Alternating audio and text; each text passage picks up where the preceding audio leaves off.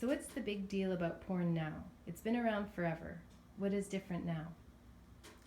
Well, there's four main factors that are inherent now in our digital world, and they're all increasing the likelihood of our children being exposed to pornography much earlier than they ever would have been before.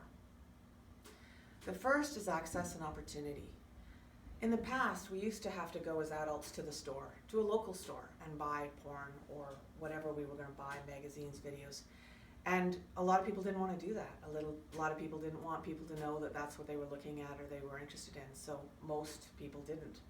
And then with the few adults that did do it, when they bought it, they'd bring it home and they would hide it. It was not on the coffee table.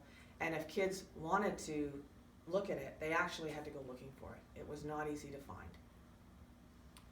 The second factor is social media. Facebook used to be the first big option as ways to connect and communicate. However, this is changing. Most teens are opting to connect and communicate via apps such as Flickr, Twitter, Instagram, Kik, Keek, WeChat, Vine, and many others. These are rapidly changing. The reason for the rapid change is kids and teens want privacy. They don't want their parents and their grandparents able to see how they communicate and who they're involved with. These apps and numerous others are used to send and receive messages, some pornographic, selfies, videos, etc. Yeah, I've heard that things are changing rapidly. So what we're saying here today, that's going to change probably tomorrow, eh? Yeah. Anonymity is the third factor that's having our kids being exposed early.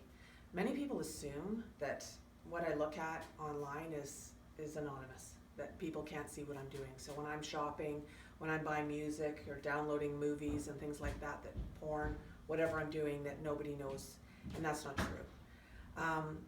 People are posting homemade porn, they're doing lots of different things, cyber sexting, lots of different things online. And all of the sexually acting out behavior is different than what it was, 30 years ago. And people are getting caught. They're getting caught by their employers, they're getting caught by their spouses, by their children, by a whole bunch of different people.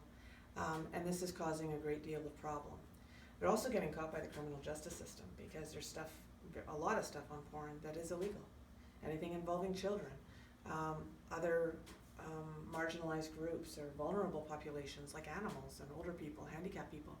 This is a really big problem.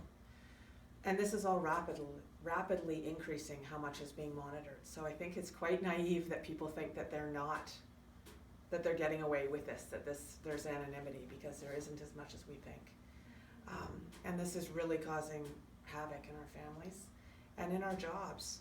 People are losing their jobs, they're losing their love relationships, and they're losing their integrity. And that's really hard on people. So the fourth factor is variety. Pornography isn't the same at all. Porn these days regularly involves violence, humiliation, force, and fetishes, and many other things. Generally, people start off looking at what some call vanilla porn, vanilla-ish, and over time they end up watching more and more disturbing things to get the same level of stimulation. Images, videos that surprise, shock, disturb, or disgust us are viewed by accident the first time, and then these images and videos become more and more mainstream to the viewer as he or she becomes desensitized to what they see. I liken it to watching a very scary movie or riding a roller coaster.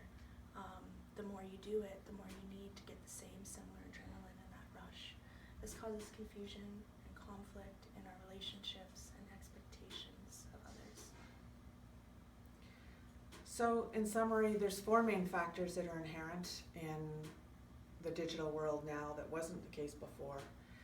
There's access and opportunity, there's social media, there's anonymity, and there's also the variety of what's available and the speed at which it's available with. If you found this helpful, please let us know. We'd love an email. If you have any suggestions on things that we could do to make this better, we'd also love to hear about that. And if you want to hear more about this or get emails from us with cutting edge information about porn and how it's affecting our families, just drop us an email and we'll put you on the list. Everything's going to be really short, concise, and right to the point, just like this one. Thanks. Have a great day.